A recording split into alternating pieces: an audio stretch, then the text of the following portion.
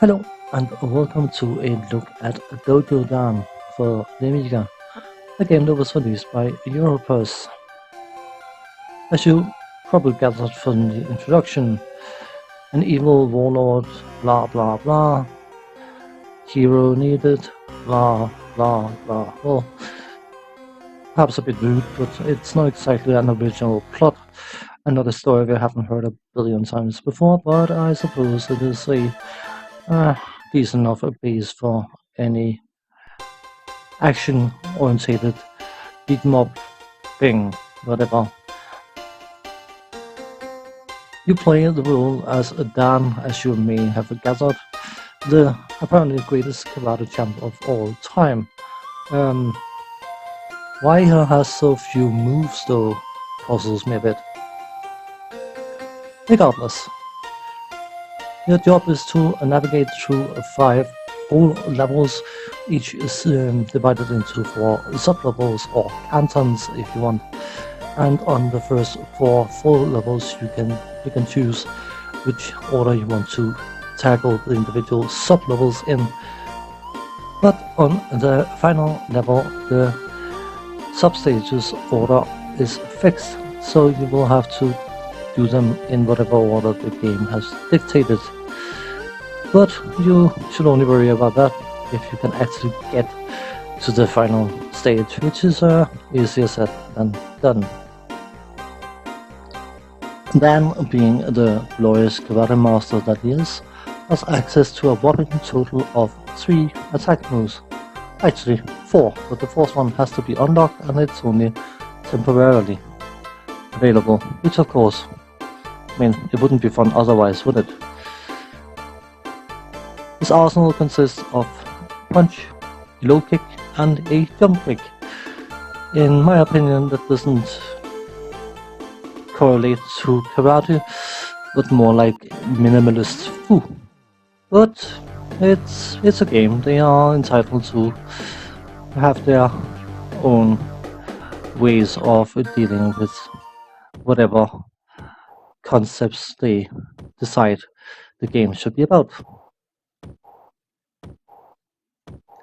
If we quickly go over the interface, bottom left, lives, above that, energy, you can see there are 8 blobs, pips, things, whatever, and each corresponds to an energy bar, which will deplete as you take damage. Surprise. In the middle of the screen you have the Thunder Punch charge up meter, which is charged up by picking up chi. Some of the enemies, once defeated, will drop yin-yang symbols, which you can pick up. That will increase your chi, and once you have filled up your Thunder Punch meter, you will temporarily be able to utilize said Thunder Punch, which is making Dan capable of being heroically epic or something.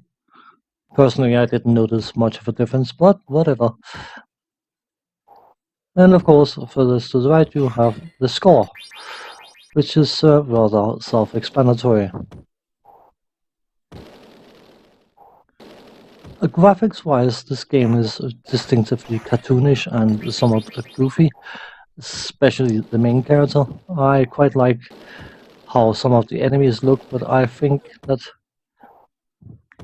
Dan himself walks around, runs around, jumps around, whatever, with a perplexed look on his face, which I don't blame him. The task he's been given is rather excessive.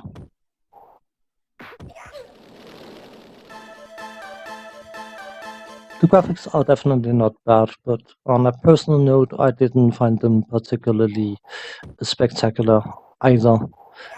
I suppose they have to follow the tone set for the game, and in that regard, they are perfectly serviceable.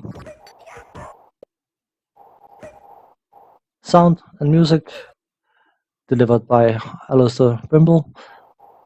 The music is of a very good quality, and the sound effects are what you could hope, I suppose, or expect of a game of this type. And not overdone and not so subtle that you can't notice them. But as we all know, or anyone who watching my videos will know, I do not believe that sound or music, I was about to say sound or graphics, will make for a good game. We have to talk gameplay. And of course, controls are vital in the delivery of said gameplay. The controls themselves are perfectly fine as such, but the problem is that there is a certain momentum involved, which means that Dan takes a bit of time to build up speed and a bit of time to slow down, giving it a distinctive feel of ice physics, which can be a bit wonky when you're trying to do multiple precision jumps in a row. But that's just a minor thing. The much bigger problem is on certain levels the amount of enemies present. Not only is there quite a few of them present, but they are also infinitely respawning, effectively meaning that there's no point in fighting them because you can't get rid of them to make it easier for you to progress.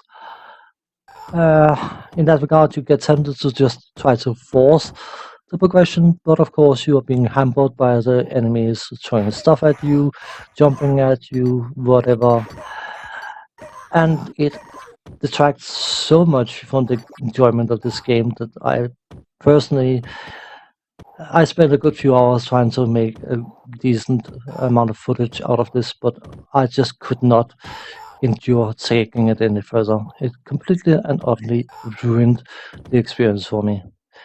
So, on that note, thanks for watching. Take care. See you next time. Bye bye for now.